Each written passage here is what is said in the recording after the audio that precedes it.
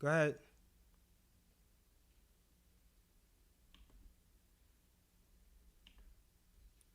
All right, y'all. This is Cril from Out the Box Talks. I hope you guys can hear me. I want to apologize. It took a little long for me to start today. I'm just testing out my audio.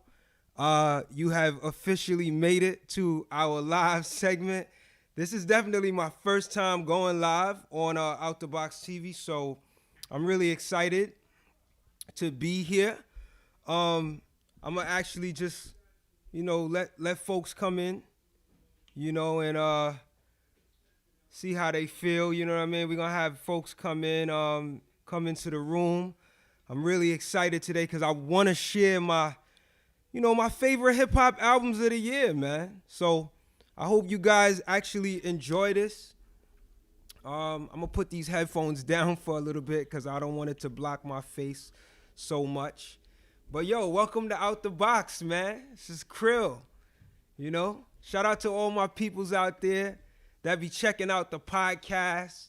If y'all been followers of this actual platform for all the years, on Out the Box TV, big salute to you, man. It's been a process to actually get on live, you know what I mean? It's been definitely a process, but I'm happy. You know what I'm saying? I'm definitely happy that I could be here to represent for y'all. So before I start, I just want to shout out the podcast, Out the Box Talks. You could actually catch Out the Box Talks on Anchor.fm or Spotify or Google Podcasts. There's many different streaming networks that you can catch Anchor on. So, you can catch Out the Box Talks on. So I've been having a fun time. Me and A-Level, we've been doing our thing this year, rocking out, doing the actual podcast. We've been having a really blast. We just did a show not too long ago, so that's up on outtheboxmedia.com. If you go check that website out, you could also see all of the recent shows that we did. It's been a long time coming, man. This is my first time going live on YouTube, so it's pretty dope. So I definitely want to kind of run through what I think are like my favorite albums for the year. I was actually trying to get some artwork up. I wasn't able to quite get that yet, but I'm gonna see if I could get it in the process. So I don't know if you guys follow Out the Box Media on our actual, social media platforms like Instagram or Facebook. But if you follow us on Facebook, you would know that we posted a list of, I posted a list of like my favorite hip hop albums of the year, right? And it was just like something I felt like it was like important to share because I invest so much time to actually listen to dope music so that I can then have an interview with some of those artists. So if you actually saw my list, it featured about 10 to 11 different projects. Some of it was like EPs. Some of it were albums that actually came out in 2020.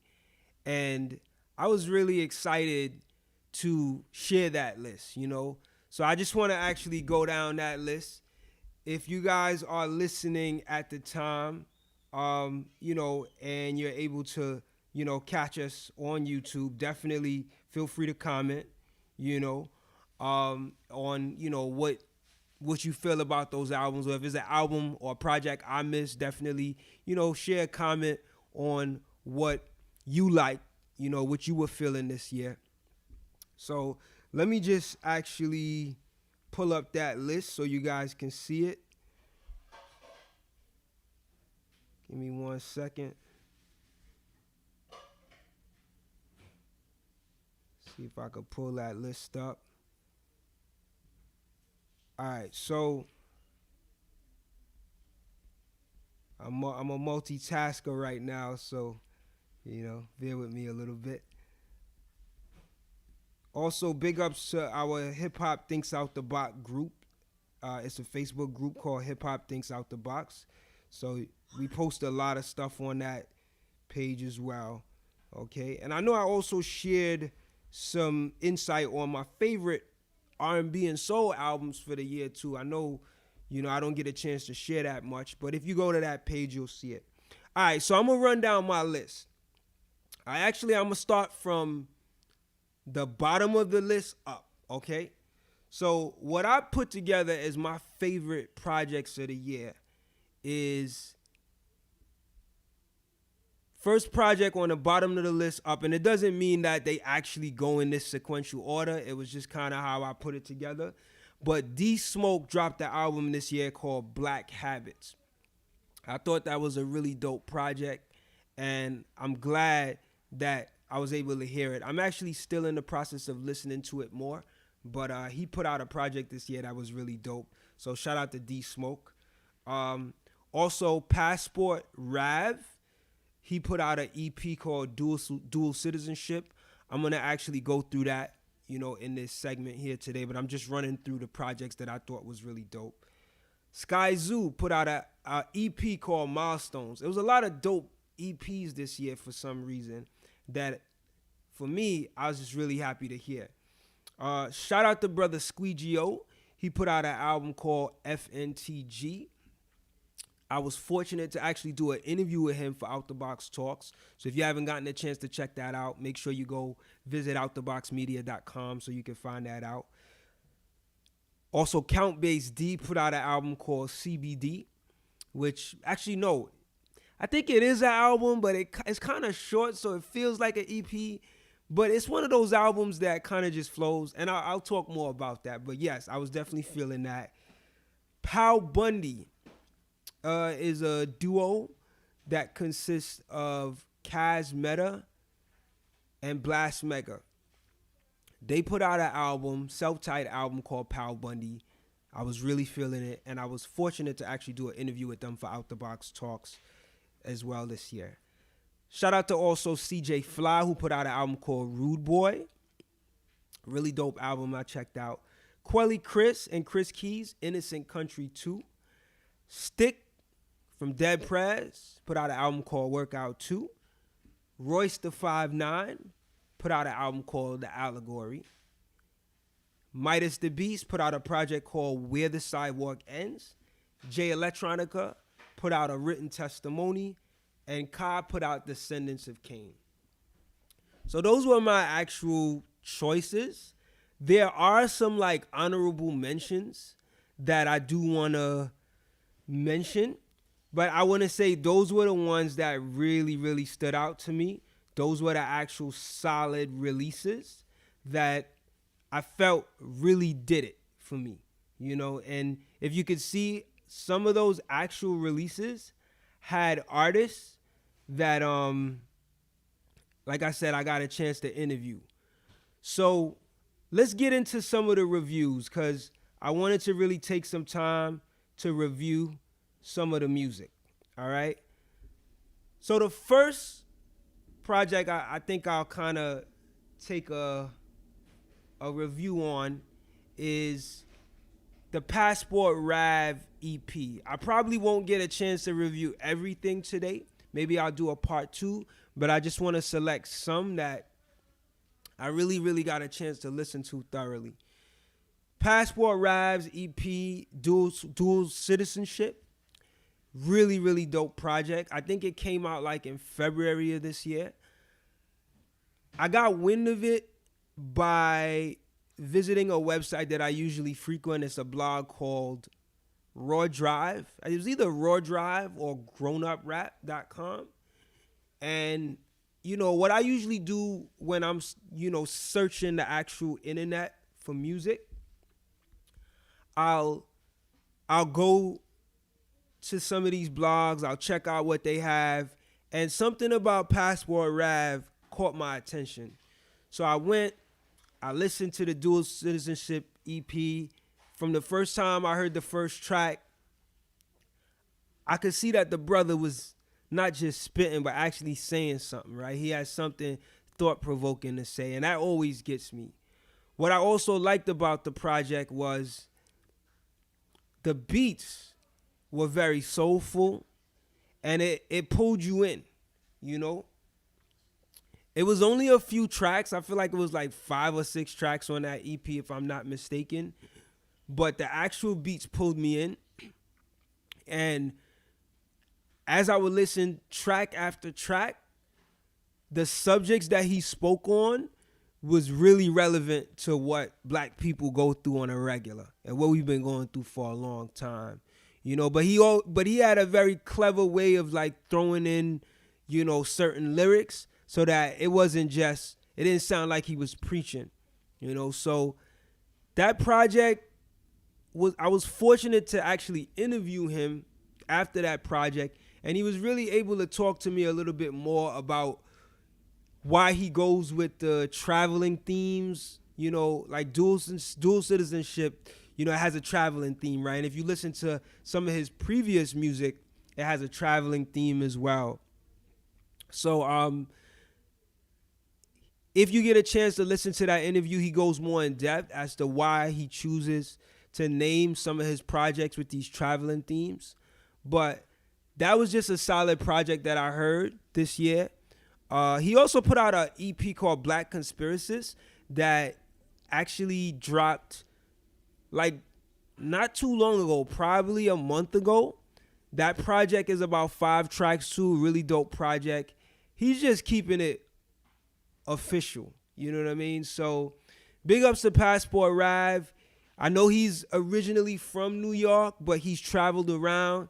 He's also gotten a lot of accolades from LL Cool J. Check him out. He's on Instagram. He's on Twitter.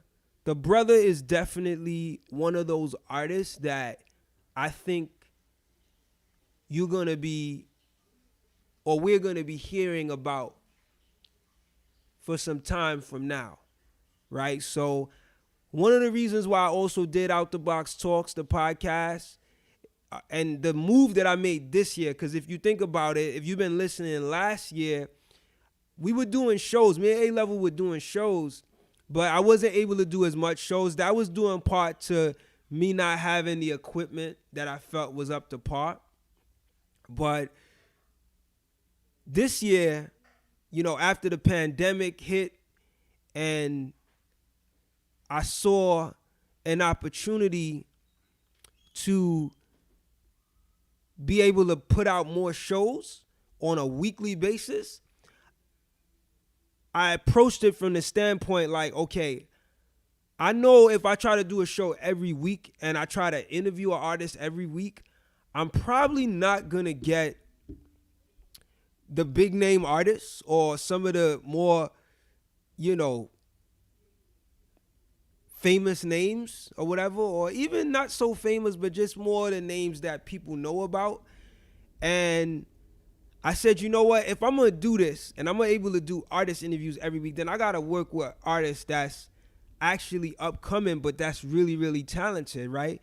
Or not even upcoming, just it's kind of really dope, but maybe they're not as popular as others, you know, but in my book, I think they should be, you know. So I really got on my listening game, my game to be like, you know what, let me find out what's out there. I started searching the blogs, you know, and I'm used to doing that anyway, but I took it a extra notch up. I said, I'm going to really search and seek out this music. And that's how I was able to find Passport Rav and some other artists as well. And a lot of these artists that, you know, I've interviewed for Out the Box Talks, especially the recent artists, you're going to hear a lot from them in the future, you know. So I really believe that these artists, these hip hop artists, are here to stay. They have something very valuable to offer. So yeah, so I'm gonna move to the actual next review. While I actually do that, I'm gonna just send a quick message out to the people out there to let them know I'm on right now, so that they could check out the show. So let me just do that. I'm a one-man show tonight, so I'm trying to make everything happen. But Nevertheless, it's gonna go down.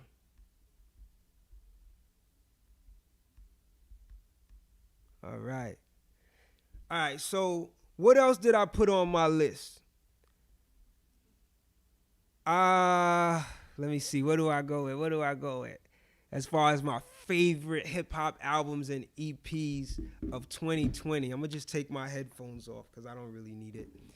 Okay, so what else did I put on my list? What should I go with? I got some favorites, but I'm gonna leave that for a little later on. Okay, let's go with Pow Bundy, another group that I got a chance to interview. I heard about their album through an actual website called hiphopgame.com. Let me just say this: the reason why this website is so dope is that they really take a strong effort to post a lot of like dope hip hop albums. And usually when they post hip hop albums, I tend to agree with a lot of what they post in terms of, whether I like the projects and whether I think they're like dope worthy, right? So I was actually looking at this site and I came across Pow Bundy, and the album cover really threw me off. I actually told them this in the interview I did. The album cover threw me off.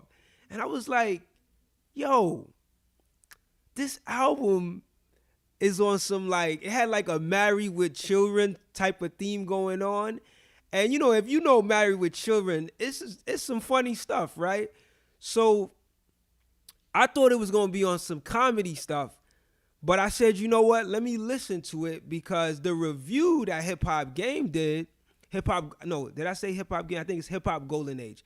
The review that they did was talking about how thought-provoking that album was and how it related to social conditions that, people who are oppressed, the working class person deals with. And that's what really drew me in. I was like, oh, let me check that out. So when I got a chance to check it out, I was like, yo, this is dope. Because I can't remember the list of each track. Maybe I'll try to pull it up. But as I was going through the tracks, I just kept hearing the actual content, right? The content stuck out to me. From both Kaz Meta and Blast Mega, the content, they were saying things that really the working class people, are going through, right? This is an album for the everyday working class people. They had some really interesting topics on there, and the album didn't sound like something I've heard as of late. It sounded like music that you would hear from like the early 2000 raucous era, right? The beats were boom bap. They had an organic feel to them. And the content was straight up content for the voice of the people. So that's what kind of drew me into the album. I like the fact that they were dealing with themes and they didn't compromise the album. It's from beginning to end, they kept it like that, right? There was some like laid back songs on there too, but for the most part, they stuck to their theme. And when you think about it, when they kind of explain the theme, Pow Bundy, Al Bundy, he was a working class guy, it made sense. But I definitely don't want people to think that because it's called Pow Bundy and it has the Married with Children theme, that this is some funny stuff. Like, that album is official, man. And they really kept it real with what they decided to talk about. So big ups to Pow Bundy. That album is actually available, just like Passport Rav's EP is available on the digital streaming networks. So you could definitely check that out. What else? So I think I'm going to go to another album right now. So what project should I go with? First of all, if you guys are out there listening to me, definitely send me a comment on Out the Box TV.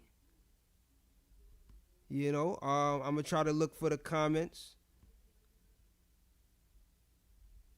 I'm sending it out right now so folks could get a chance. I'm sharing the link. All right. Yeah, so definitely, you know, send it out and let me know what you think about some of the projects I spoke about earlier. You know, I'm just sending this link. Bear with me.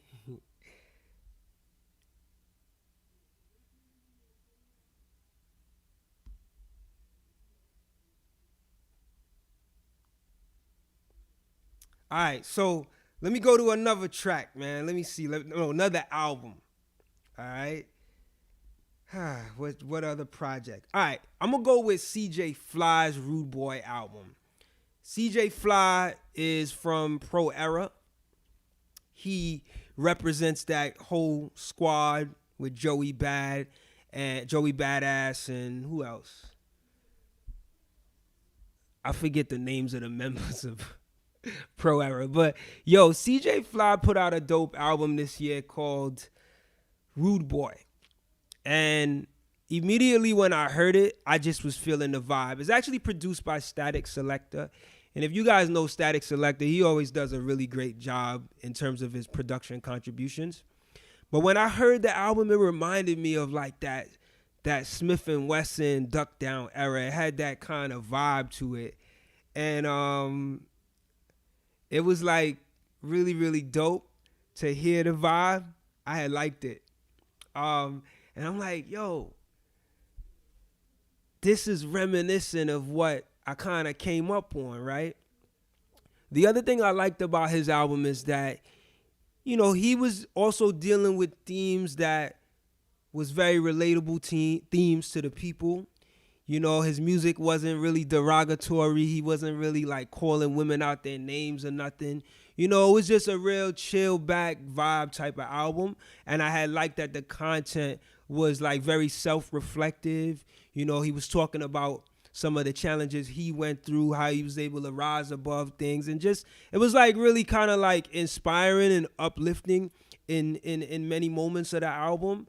So I really enjoyed it. But what I really liked was the fact that, you know, the music just sounded so dope. You know, it was just like a real soulful, you know, 90s Brooklyn boot camp era type of vibe. So I had really enjoyed that.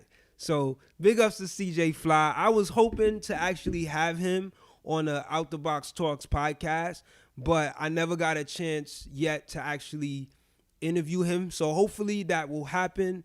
You know, I definitely would like to talk to him more in depth about, you know, that project. So another actual project that I liked this year that came out in 2020.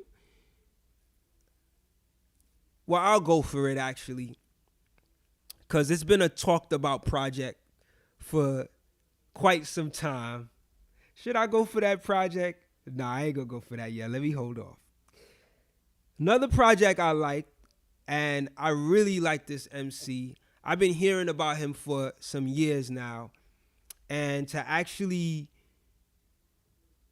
finally get a chance to listen to him, I'm very happy that I was able to do so. His name is Midaz the Beast. He put out an EP. I keep saying EP. Is it an EP? I don't know. I'll just say it's a project. It's short, but you don't lose the attention of it, you know? But yes, he put out a project called Where the Sidewalk Ends. And I gotta say, how did I hear about this project?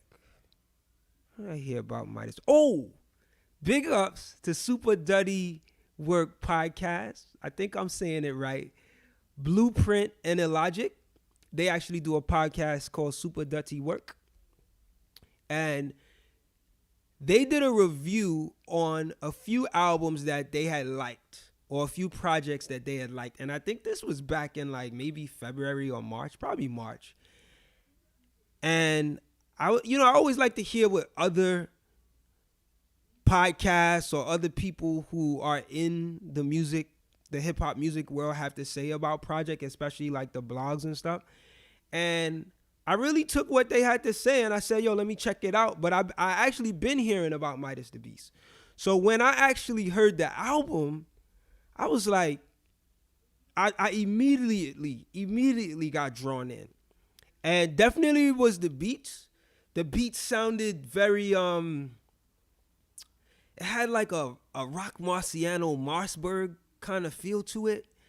Or maybe like a Reloaded feel to it. Like if you know how rock sound is, and I know there's a lot of people that's actually doing that, like that's, doing that sound without the drum samples and stuff, or without the drums, it's just the beats. When I heard it, that's what drew me in. But then I was listening to his lyrics and I was like, yo, he's like really coded with the actual, like what he's saying, like, in terms of how he was creatively approaching the rhymes. So I'm listening to it, I'm like a lyric head. So I like to listen and decipher what's being said. And there was a lot of that on this project. So I couldn't wait to actually interview him. I hit him up immediately. I was like, yo, I'm loving the new project. I would love to interview you for my podcast, Out the Box Talks. And he was able to respond and we was able to actually link for an interview. And when I got him for the interview, I was so excited to ask him about aspects of that album. So that interview was really like a focus on that album, if you actually listen to it. But I got a chance to ask him about other things in his career as well. And definitely if you feeling that Midaz the Beast, Where the Sidewalk Ends EP. I keep saying EP, it's a project, whatever. Go check it out go check out the interview I did because I feel like it's gonna help to enhance your listening experience, hopefully. Because he talks a good bit about some of the lines on the album. But either way, whether you listen to the interview or not, I think you're gonna appreciate this project, especially if you're a lyric head. Because he says some very, very clever lines and you just be like, yo, wow, like, yo, that's dope. You know what I mean? I like how he said that. He's definitely a wordsmith and I feel like his lane is a very unique lane and I definitely want to continue to see his growth. And I just hope that he keeps doing what he does. One thing about underground hip hop or hip hop from an independent standpoint, what I love about it is that there's so much uniqueness that exists. And I feel like that's essentially what helps to push the culture forward. So, definitely go check that album out if you haven't, or that project out, Midaz the Beast, Where the Sidewalk Ends. All right.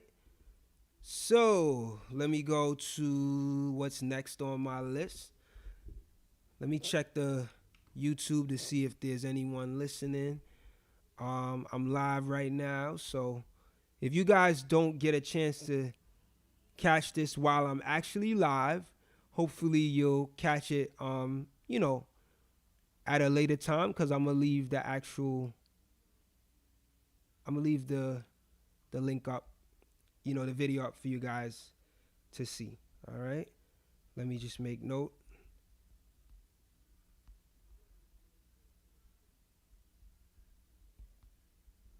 All right, I'm gonna go to the next joint in a little bit. Just bear with me as I send this out. I'm just multitasking.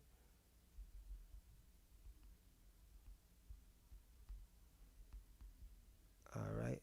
Also, if you're listening out there and you feel like I missed the actual project that you really liked this year, definitely, feel free to, chime in the comments and let me know. All right. I will be doing more live videos in the future. It's not something that I have done before.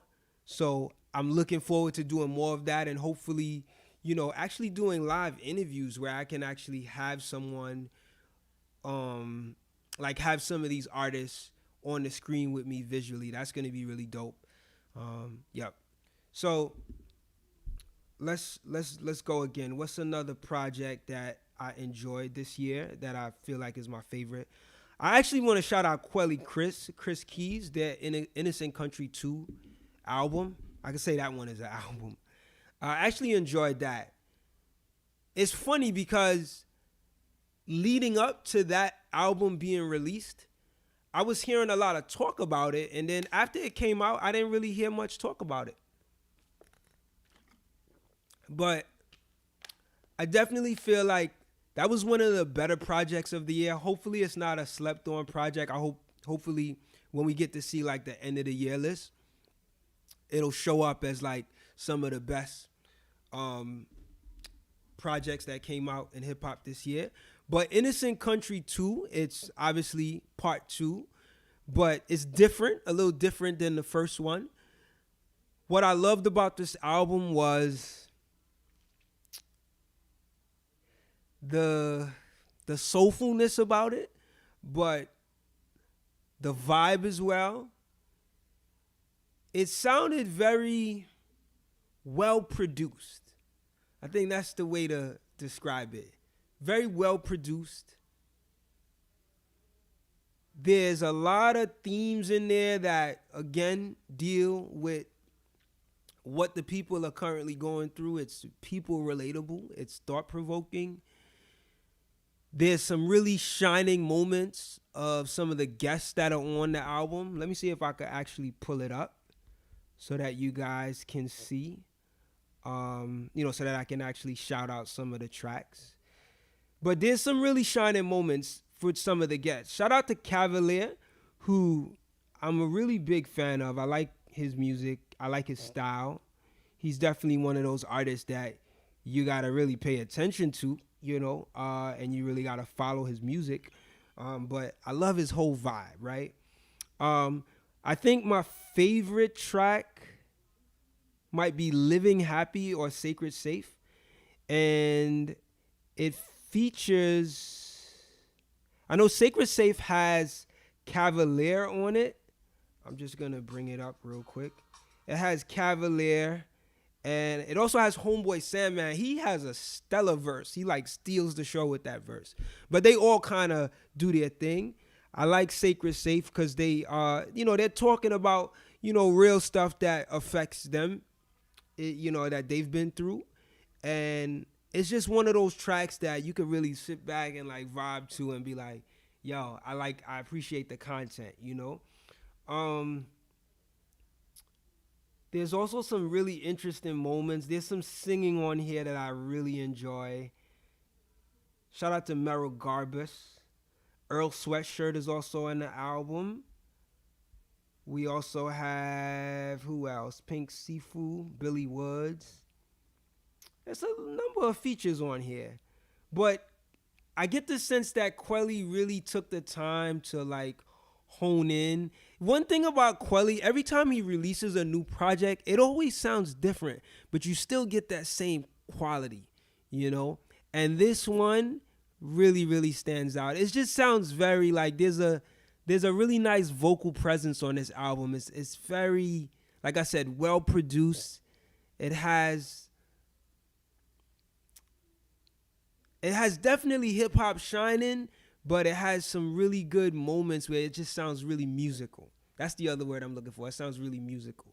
So yeah, if you didn't get a chance to check that out, go check that out. Hopefully I can actually get an interview with Quelle at some point. I really like what Quelle, represents as far as his music. He's always like innovative and creative with his releases. His music is really not for the person that just wants to just listen to music just for vibe, although it has a really great vibe. But for me, I actually like to like really listen to his lyrics.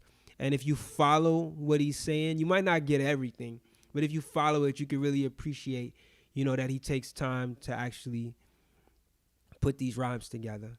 So big ups to Quelle Chris and Chris Keys, who also, I think that's kind of the reason why it feels so musical, because of Quelle Chris's, input. So, yep, that's another actual project that I liked. Let me see what else. Okay. Royce the 5'9", the Allegory. I was gonna save that for a little later on, but yo, I'm gonna go to it, man. I love Royce's album. Really, really dope album this year. I really enjoyed it. It's one of those albums that I know that when it first came out, there was like a lot of anticipation about it. I didn't think that I thought at this point we probably still hearing more about it, but I'm gonna wait till the end of the year because usually it's at the end of the year when they do like the album of the year list. And I feel like I'm gonna do another video like this at the end of the year. So, this is just like the mid-year rundown. This is what I think is the best, my personal opinion of what I think is the best so far this year. But Royce's album, The Allegory, I really, really enjoyed it. I thought I was like, when I first got wind of it, I was like, yo, this is gonna be a dope project. Cause his last album was really dope too. So when I got a chance to listen, from the time the album started, with the skits that he played and even some of the subject matter he was talking about, I think what really makes this album is the skits, because it really ties together the album and it makes it a very important album in terms of subject matter. And with all the protests happening right now and, the social unrest and the fight for justice against oppression and police brutality, that album speaks to that, right? It speaks to the plight of the black man and black woman here today. And I have to say, when I actually listened to it, it took some time to really grasp everything he was saying. So this is definitely not an album where I was able to get it right away. I actually it probably took me at least a week to really listen to it. And I listened to it lyric for lyric, line for line, word for word. And it probably is the most lyrically heavy album I've heard this year. And what I mean is, he's packing so much in every song. There's that lyrical bravado that, that Royce is known for, just, showing his skills as an MC, how dope he is, how good he is. I feel like Royce could go up against the best, of MCs. But then there's lots of aspects of this album where he's really talking about real stuff, right? He's making you think, I like the skit where I think it's a lady and her child, and they're talking about the racist song that usually you hear with the ice cream trucks. And I'll be honest, I didn't know that the ice cream truck song was actually a racist song, So he's actually bringing things to knowledge that you didn't, some people didn't know about. And there's moments on this album that's really soulful. There's moments on this album that's straight up like lyrics, bars. But overall, I think he nails it with the concept of the allegory. I'm not going to give too much out in terms of what he talks about in terms of the concept of the allegory. But if you listen to that first track, he really goes into that. So definitely listen to that. And when you get a chance, take the time. I know there's people out there that may not really be like, yo, I don't want to actually listen or take the time to listen. Not say I don't want to actually, but some people out there might be like, you know what? I don't have the time, right? I don't have the time to actually sit and listen to every word. And I understand that. I get that. I like to do that, and I like to invest that time because I feel like, as a fan, as a listener, I kind of owe that to the artist, right? They take all their time to put out this art. And if I'm going to spend my money on this, I want to actually get my money's worth, But I actually want to really get an understanding of what the artist meant by their music. So that's why I did that. So like I said, if you get the chance, really sit and listen to it. I think you'll really appreciate Royce as a wordsmith and just his lyrical input. All right, so the Allegory, I feel like it's like a top 3 for me right now in terms of my favorite albums or projects of the year. So I'll move on to the next one. What do I go with? Okay, let's go with Count Bass D, CBD.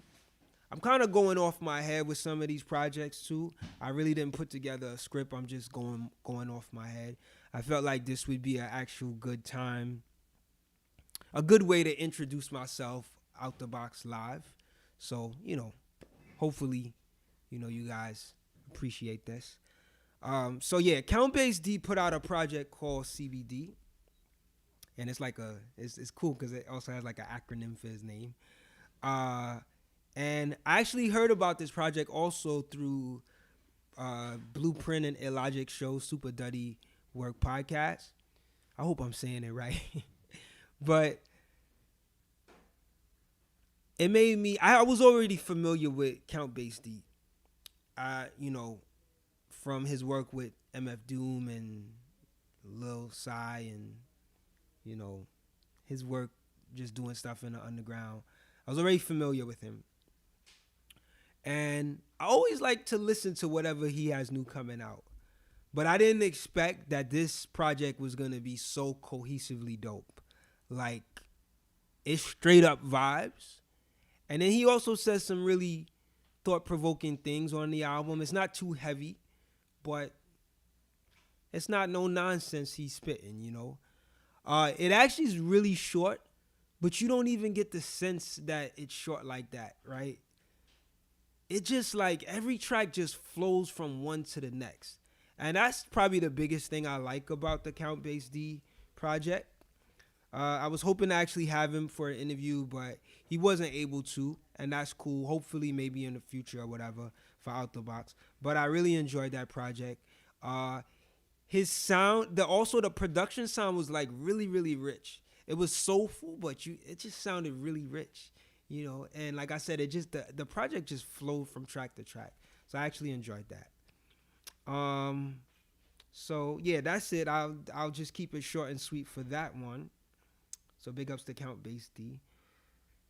Let's go to Squeegie O, who is actually another MC that I got a chance to interview for Out the Box Talks, the podcast. I'm going to keep plugging Out the Box Talks. Hopefully, people listening here will be able to go and check that out. But yeah, Squeegie O, album FNTG. I heard about this album also through hiphopgoldenage.com. And I read the review.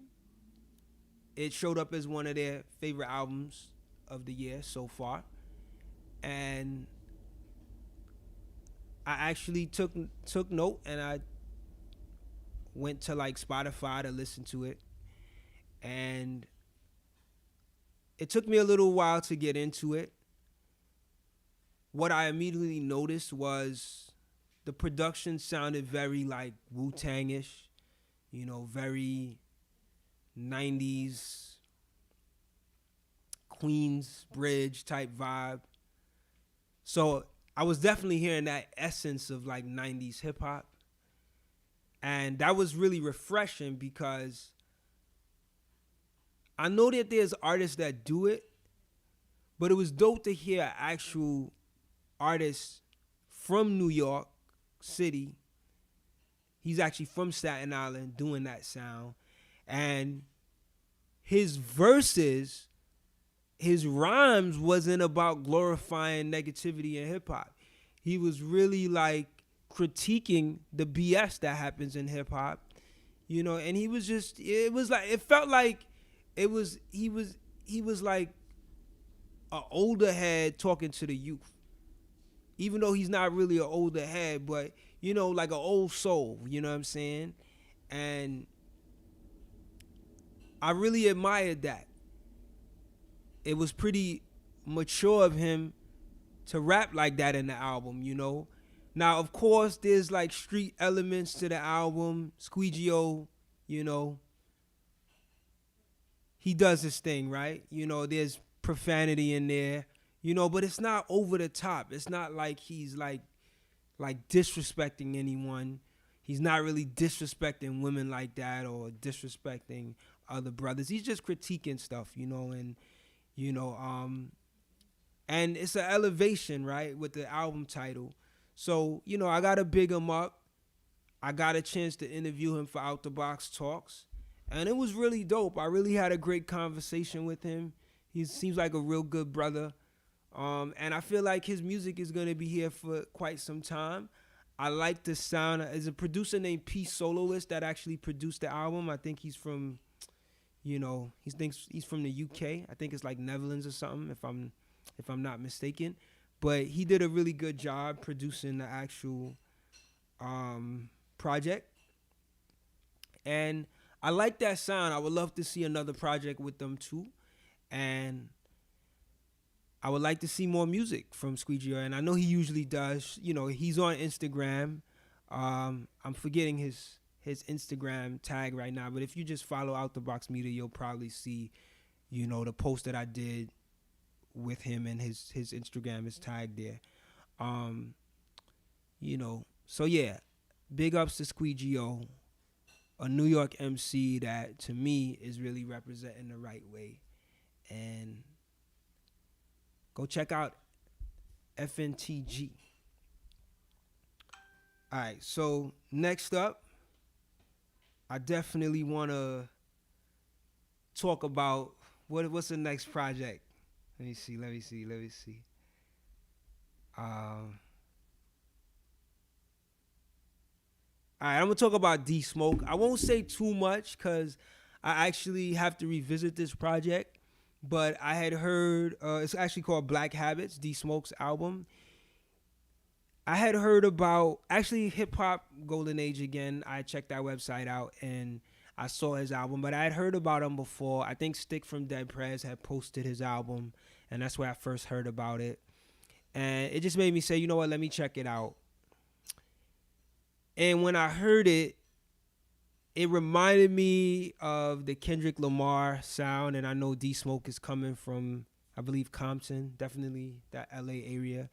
It reminded me of that Kendrick Lamar sound, although his voice is different, right? And he has his own style. But just the sound reminded me. It had that soulful West Coast sound, if you could understand what I mean. And I actually really enjoyed listening track to track. And I saw that he was actually saying something in the music. What also drew my attention was the album cover, because if you see the album cover, it's like a old photo of his mom, his dad, and him and his brother. I believe it's him and his brother as kids. And his brother is actually Sir. I knew about Sir before him.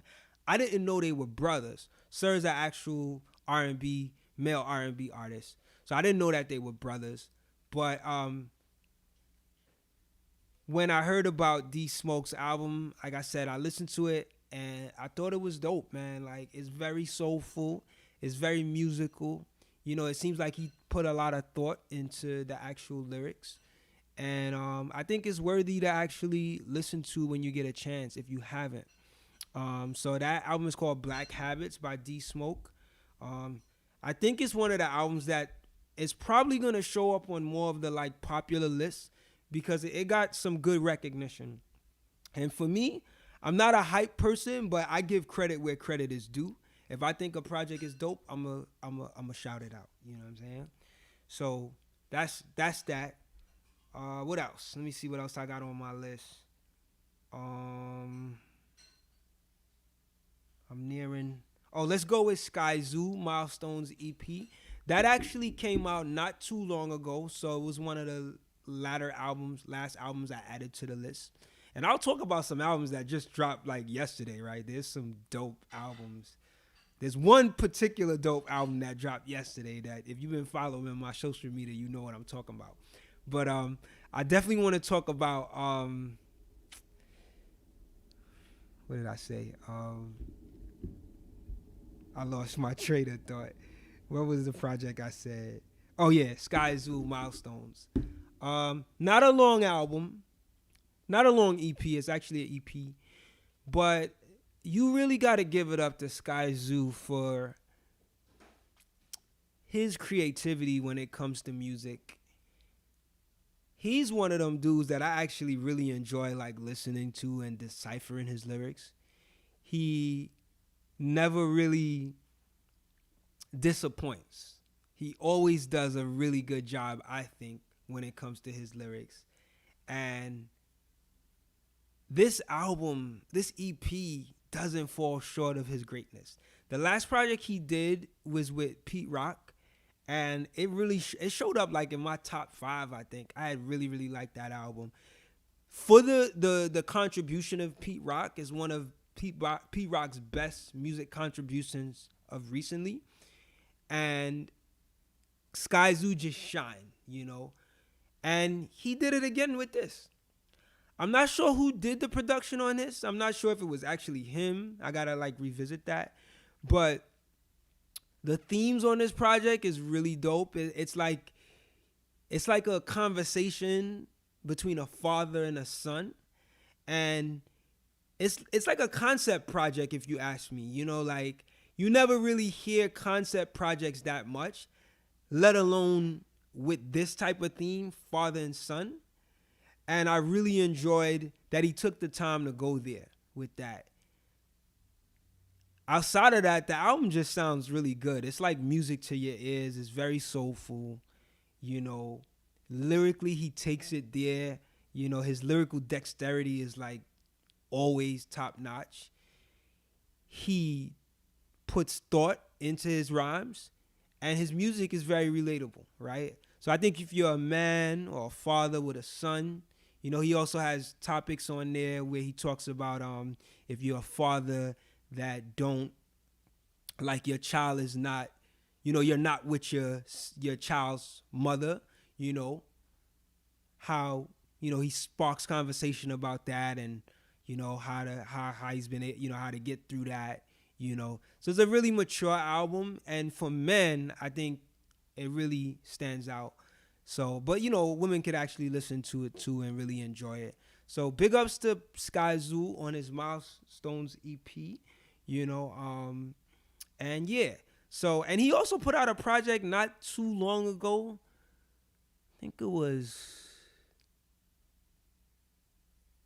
it's like another like 5-track project that had like a jazz band that he did a project with. I'm gonna see if I remember what the title was.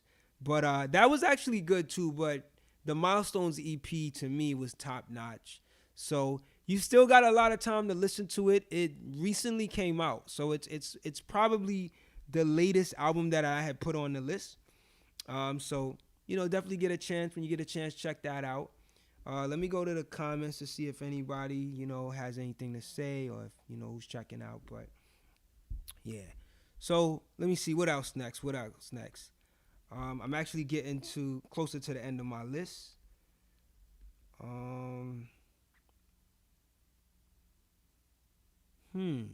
Yeah, I'm literally getting closer to the end of my list.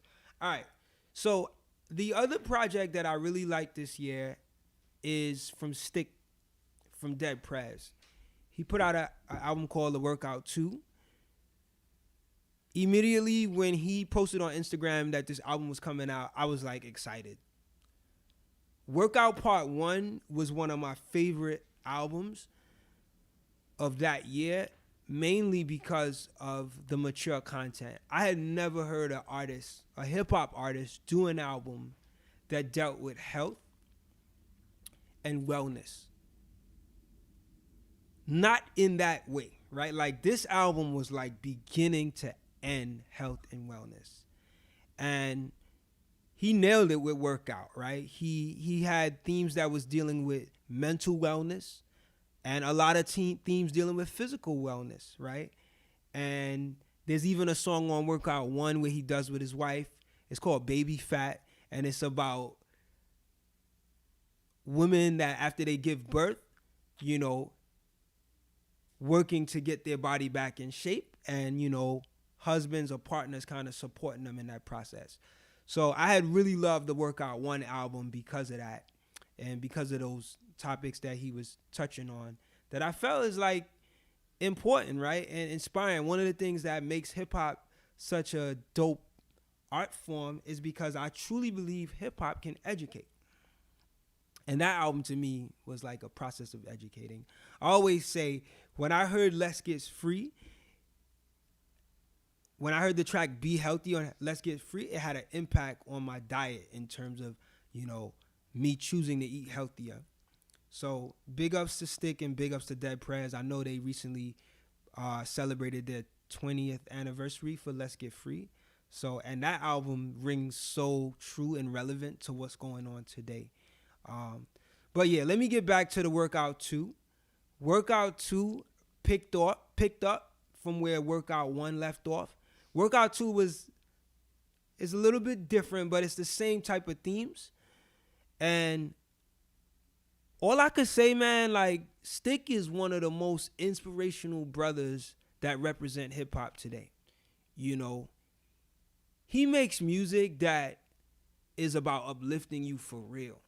He doesn't glorify the negativity that exists in the hood. He doesn't call women out their names. The brother is one of the most respectful brothers in music, period. And I could just see his elevation and his growth as a very mature and strong brother. And this album really speaks to that, He even has a track on Workout 2 where he talks about, trusting the universe and, the wisdom in that. Just a very inspiring project, man. So if you guys have not got a chance, go check out Workout 2. The beats, they work for him. And they complement his actual lyrics and his rhymes. So I actually enjoy that. I think he did the beats himself, if I'm not mistaken. But very mature project, very inspirational. So, I hope you guys get a chance to check that out. I don't know if it's on digital streaming platforms. Let me check real quick. But I know it was on iTunes, and you can also get it from the RBG Fit Club website. So, yeah, man. Go check out that Workout Part 2 by Stic of Dead Prez. All right. So, if you're still with me, I appreciate you. Oh, yeah, it actually is on digital streaming platforms. It's called The Workout 2. Just look up Stic. Just STIC, and it should come up. All right. Some of the songs on there: Let's Go Champ, Put in the Work, Motivated, Uplifting, Me Time, Run, Drink Water, Trust the Universe, Qigong, White Belt. A lot of dope projects. If you just like dope songs, if you just look at the list, you already know like what the song is gonna represent. Some rappers actually put out a track list, and the track list will have like a powerful, like inspirational name, and the track might reference that line maybe once, that word maybe once, which is cool sometimes too. But in this case, like, he actually spoke about, he really went into the topics in his lyrics about, for every topic he really went into it in his lyrics and like broke it down. And, it was like overall just inspirational and uplifting. All right, so I'm down to my last two, and I'll probably have time for some honorable mentions. But I just want to say this list is like prior to, I put this list together last week, and I think I posted it on the social media platforms like earlier in the week. So anything that came out on Friday is not on this list. So, but I'll talk about that after. All right, so the next project that I really enjoyed, and it's from an artist that anytime he releases music, I just like, it's always like gonna be up there for me. right? You could call me biased or whatever. I just think that this brother is just like one of the best that hip hop has seen as a lyricist. And his name is Ka, Brownsville Ka. He put out an album called Descendants of Cain. And if you know anything about the Cain and Abel story in the Bible, you kind of already know. And if you know what Ka usually does and how he usually expresses himself in the music, you will kind of get an idea of where Ka's going with this. And he just does an awesome job. One of the things that I love about Ka is that his music represents like authentic pain. Like when you listen to his music, you really could kind of feel the pain of what someone who had to endure the struggle of growing up in the ghetto or the hood experience. And he does that always so poetically and creatively in his music. And he does it again with this album. I do have a couple favorite tracks from this album, but when I listen to Ka, I really listen for his lyrics.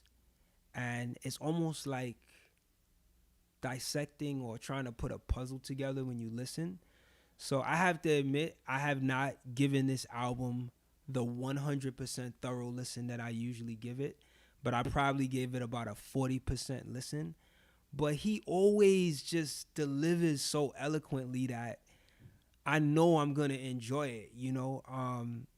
And there's what's so exciting about his projects is that you'll listen maybe to one, like a particular song on the album, and then you'll go back later on and you'll miss stuff that he said that you thought you heard the first time, and you'll be like, wow, I missed that. Wow, that was dope. And I mean, he does that like line for line for line. He has a clever punchline or a creative way of how he says things that it makes you say, wow, I like how he said that. But what makes him so authentic is that he really speaks from a place of pain. And if you checked out my Out the Box TV interview that I did with him years ago, one of my favorite interviews, he talks about that in the interview. You know, he says he wants you to feel, you know, what he's writing. You know what I mean? It's like blood. You know what I mean? He's sharing, you know, his stories, you know, his, you know, the real struggle, you know, and he does a great job doing that consistently in every album. I also like the fact that he doesn't really glorify the hood. He tells you what it is, you know, the pain and the struggle. And he's one of the most humble brothers I've ever met in the hip hop arena, you know. Very humble brother, man. I used to actually enjoy going out to his album signings that he would do every time he put out an album. And unfortunately, we weren't able to experience that this year due to the whole COVID situation. But I was very, very excited and happy to actually get a new album from him. So big ups to Ka, man. He's actually in my top 3 favorite MCs of all time. Like my number 1 favorite MC is MF Doom, Ka is number 2, and Elzai is number 3. And I've been saying that for a little while now, and I intend to continue saying that. Just one of the best that I think lyrically. His sound is not for everyone, but if you are a lyric head and you can appreciate raw, authentic artistry or raw, authentic writing, because he's really a writer, you'll appreciate Ka. So, yeah, Descendants of Cain, go check that out. It's also streaming digitally, but you could also purchase it on iTunes, and you could get it also from Kai's website. I like to purchase albums that I'm a real big fan of. Not just because, I mean, I can listen digitally, right? But I really respect the art form, and the art form got to be funded, you know what I'm saying? So I like to support those albums whenever I can with a purchase, and hopefully if you feel inclined, you're able to do the same thing too. All right, so I'm going to go to the last project on my list. I feel like I'm getting a little tired right now, but thank you for rocking out with me.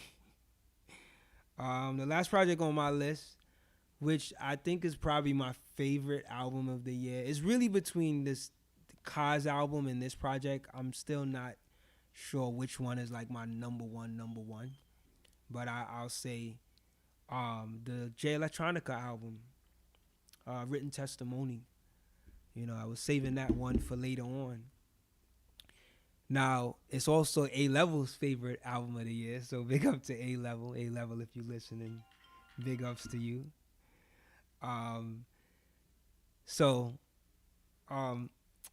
Yeah, I like that. I like Jay Electronica's album, A Written Testimony.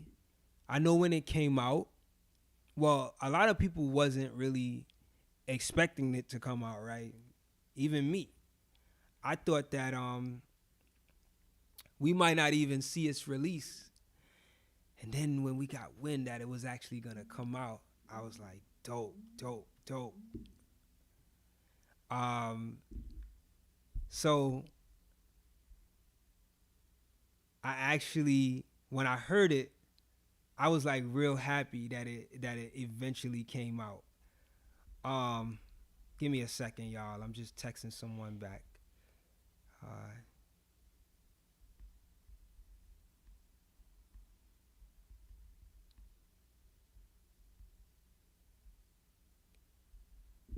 Yeah, all right. So when it eventually came out, I was like really excited that it was actually coming out, like the weeks leading up to it.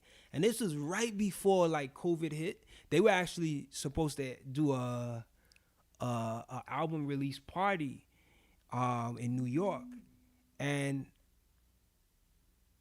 it didn't happen, right, with the pandemic on the rise. And they were able to actually live stream the album like minutes before it released, midnight. And I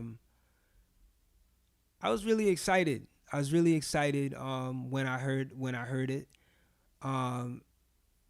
Immediately when I heard it, actually I heard it on the live stream. When I heard it, it sounded dope, but I knew I needed to actually listen to it, in the headphones, like the studio album. So fortunately it came out right after. And I gotta say, when I turned it on, it drew my attention. Now it's really like a collabo album between him and Jay-Z. And I know some people were a little disappointed in that. Me personally, I wasn't. I thought it was dope. And maybe I felt like maybe that's the reason it even came out, right? Because Jay got involved in it. I was just happy to get an album from Jay Electronica. And so when I heard it, of course, I heard Jay spitting. I heard him spitting as well, the two Jays, right? And the first track drew my attention, right? Because it had Minister Farrakhan doing the intro. And then the beat that came in was just like mad, like grand, and like this album is very well produced.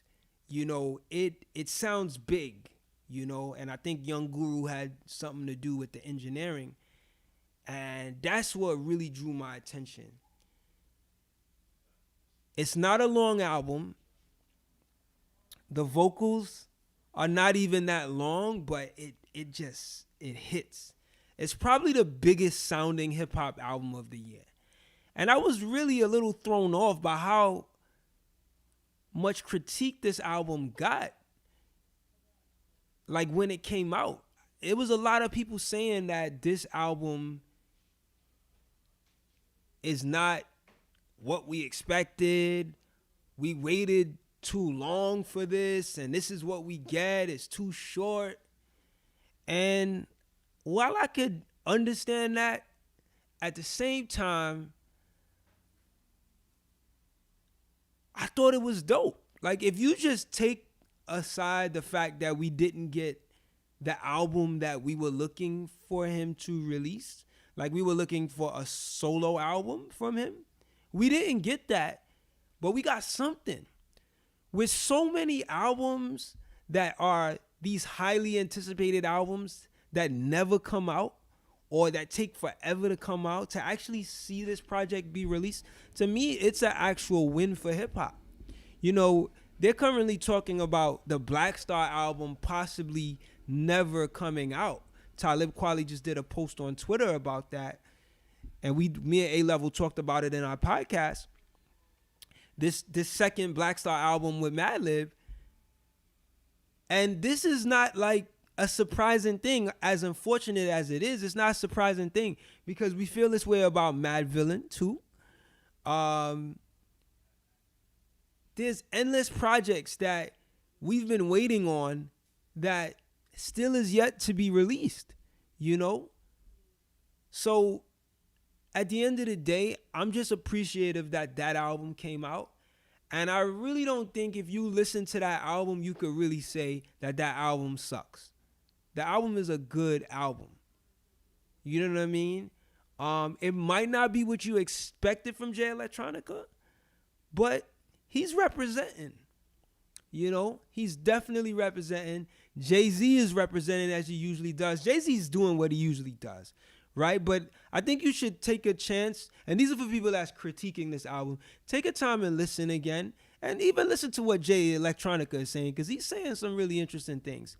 But I don't think there's one bad track on this album. You know, let me pull up the track list. I think there's only one track that I'm not too big on, but even that track is not really a bad track. You know, it is a short album. It feels like it could be a little bit longer, but what I love about this album is the opener track is powerful and the closing track is powerful. You know, you don't really hear a lot of albums where it hits from beginning to end like that. So I think the track that I'm not too big a fan of is Flux Capacitor. But again, it's not a bad track, right? But it's probably my least favorite track on the album. And I know the album's only 10 tracks, and if you take out maybe the first track, which is really like an interlude, it's like 9 tracks. And then if you take out Shiny Suit Theory, which we've heard before, you're really only talking about 8 new tracks. But still, I still appreciate it, right? I think the album just stands out. It's big, it's huge, it's soulful, it's definitely thought-provoking, and he's really representing for his beliefs, you know, on this album. And it's really a dope project, man. So if you didn't get a chance to check out A Written Testimony, probably most people have by now, but it's definitely up there as one of my favorite albums of the year, if not my most favorite. Like I said, it's between this album and, you know, the Descendants of Cain album by Ka. So yeah, man. I think that's about it for me today. What else do I want to say? Oh, let me shout out Noir, who released that album that came out yesterday. Today is Saturday, July 11th. Noir dropped her album on Friday, yesterday, July 10th. And I really, really, really like that album. I was already anticipating it, and it definitely stood up to it definitely stood up to the expectations.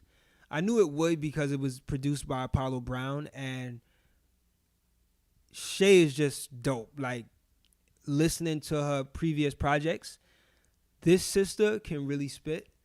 And what I love about her is she also could speak from a place of pain, and she could speak also to the relatable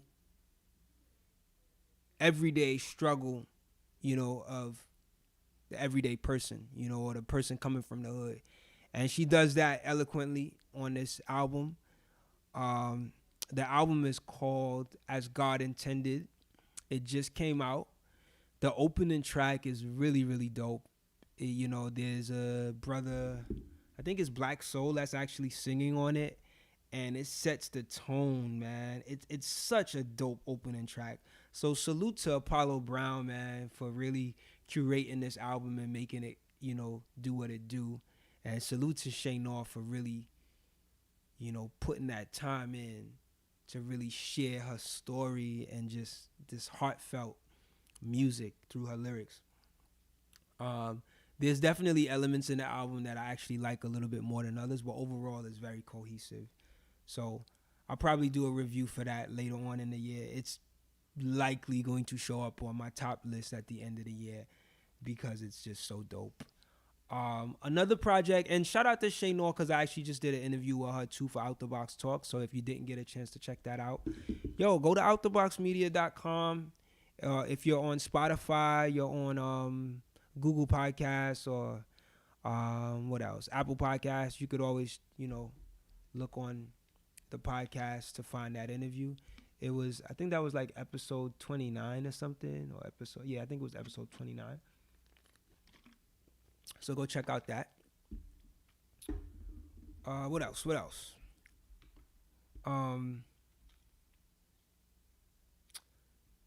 Another project that I want to actually talk about that is not out yet, but I'm hoping that you guys check for it, is the Cambada album. It's called LSD. It's supposed to be dropping, I think, July 21st. I believe that's the date. Don't quote me, but I think that's the date, July 21st. I just did an interview with him for Out the Box Talks as well. That brother is extremely, extremely, extremely gifted. I mean, his vocal presence is powerful. You hear him rhyme, man, you like, wow, like, it's like the way, like when you hear like Cannabis or DMX spit, he has that strong voice, and he's like really clever lyrically. So his album is LSD. It's coming out soon on Mellow Music Group. Shout out to Mellow Music Group. Noir's album is also on Mellow Music Group. So, yeah, man, I'm looking forward to revisiting this whole topic of favorite hip-hop albums of the year so far. I hope you guys liked it. Some of these were actually EPs. There's other projects that I like too. Shout out to God, why am I forgetting the brother's name? I am tired, man. It's late. Gosh, I'm forgetting his name. What's his name? Man, I'm gonna come back to it. But again, man, thank y'all for tuning in tonight. It took a lot for me to actually get on, this live.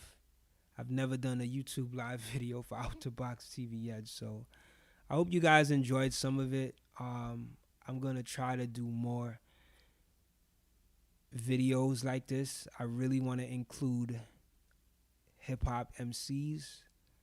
I want to do more interviews with artists. Hopefully I can do live artist interviews, and that's intriguing, and people could actually enjoy that. What else? Just go check out the Box Talks, man. Like, if you've been rocking with Out the Box TV, I got a comment. Shout out to Paradu. Let me shout them out. Shout out to Sacred Soul, Talia Gem. Big ups. I love the comments. So I'm gonna be doing more reviews like this. Hopefully, if you guys like it, I'll do another one. I actually did a list of like my favorite soul albums of the year as well too, and EPs. So big ups. Um, but yeah, I look forward to being on this platform more, man. Out the Box TV's been around for a minute, man. I want to say like 2009. So I'm looking forward to being on the platform more, building up, more conversations, and talking with the people. Maybe I'll bring on the the um the Skype, or the calls, so we can have callers call in. Maybe have you guys on Zoom or something. Yeah, I'm excited about this, man. Shout out to A Level, man. Hopefully I'll have him on here at some point soon too. Shout out to everyone that listened tonight. If you are, I'll likely leave the video up so that you guys can listen later on in your own time. But if you checked in tonight and you tuned in, man, I appreciate you. Thank you for rocking with Out the Box. And that's pretty much it, man. I'm about to sign off. Remember to go check out my website, outtheboxmedia.com. All of the links are there.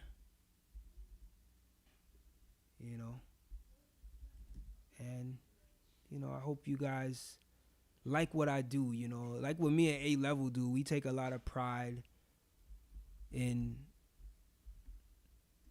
our shows. I definitely take a lot of pride in doing these shows. It takes research too. A lot of times when I do these interviews, I take a lot of time to really research the artist, because I feel like I want to contribute something meaningful to the artist's story, and hopefully I can help other people learn about the artist, but I take my work as a journalist really, serious. So yeah, man, big ups to everyone that tuned in. Shout out to Paradu, who shouted out dope recommends. I appreciate that, really do. And shout out to Sacred Soul Talia Gem, who's been a fan of Out the Box TV for years. That's what's up. I appreciate that. Always love. Yeah, man. I don't know what else to say, man. I kind of want to hang out with y'all more. I don't want to leave yet. But, I'm a one-man show tonight, so I don't want to just be talking. I'll actually probably try to do this again very soon, maybe tomorrow. I don't know. I'll see. I actually like how it turned out tonight. Maybe I'll do it next week. Maybe we'll get an artist on. Let me know what type of artist you would like to see on Out the Box TV. If there's any particular artist that you would love to hear. Because I want to bring Out the Box TV back, man. Like, we got this YouTube channel, we got this platform, and maybe I'll do some interviews where you could actually listen on the audio podcast, but you'll probably also be able to see the visual interview live. I got some stuff in store too, man. If you think, I'm done, I'm not done yet, man. My goal is to go for the rest of the year and release a new show every week. That show, I was actually supposed to do an interview the show that dropped Friday, the episode 31, but I was supposed to do an artist interview, and I wasn't able to do it with the artist. He canceled in the last minute, but I'm definitely gonna have him on the show. And maybe I choose to bring him on live on the video. I don't know. I definitely am looking forward to doing stuff like that. So hopefully, I'm able to do that more, and I feel like I'm definitely going to be doing that. I want to actually bring A Level on so we could chop it up in front of the screen. Yeah. So, man, I really appreciate y'all listening, man. I got a lot in store this year. Who do I want to actually... Should I give out? Nah, I ain't gonna say nothing yet. I'll say this, though. I want to work with a lot of female MCs this year. I feel like, I was thinking about it when I did the Noir interview the other day. I was like, yo, it's crazy. I don't have a lot of interviews with female MCs. And there's only two I have now as far as MCs, female MCs. Not saying that there's a whole lot of them out there anyway, especially ones that's dope. But I only have like an interview with Rhapsody and Noir now. And trust me, I got some other female MCs that I'm going to be trying to interview. So, yo, please, please, please be on the lookout for that. Because I feel like women in hip hop definitely deserve that recognition. I don't think they get as much recognition as they deserve, especially the ones that's dope and talented. Usually the female rappers that get recognized is the ones that's out there in the mainstream. They selling that image of sex and, they promoting that. And, I understand some people are into that and stuff, but at the same time, like, I'm a fan of, women who are really talented as lyricists, right? And they are divine in their representation of being a woman, you know what I mean?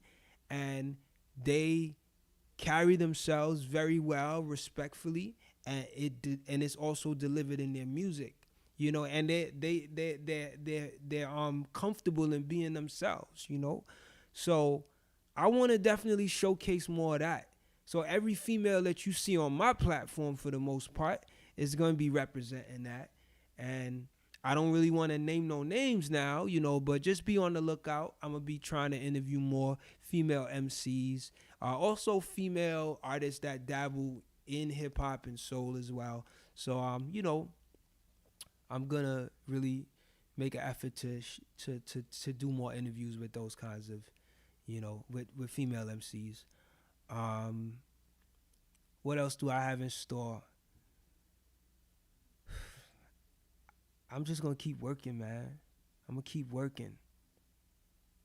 I'm going to keep putting out content that's dope, in terms of the interviews. I got some other stuff under my belt that I'm not going to mention just yet, but just some things I'm working on that I want to share with the community. And, yeah, just keep it locked. Stay tuned. Go to outtheboxmedia.com and, keep up with the work that we do. Keep up with the great stuff that we have to share. You know what I mean? And that's it for me, man. I'm about to sign off. Thank you again for listening to Out the Box. And we'll catch you on the next YouTube Live, hopefully really soon. Much love. I'm out of here. It's Cril. I'm signing out. Peace.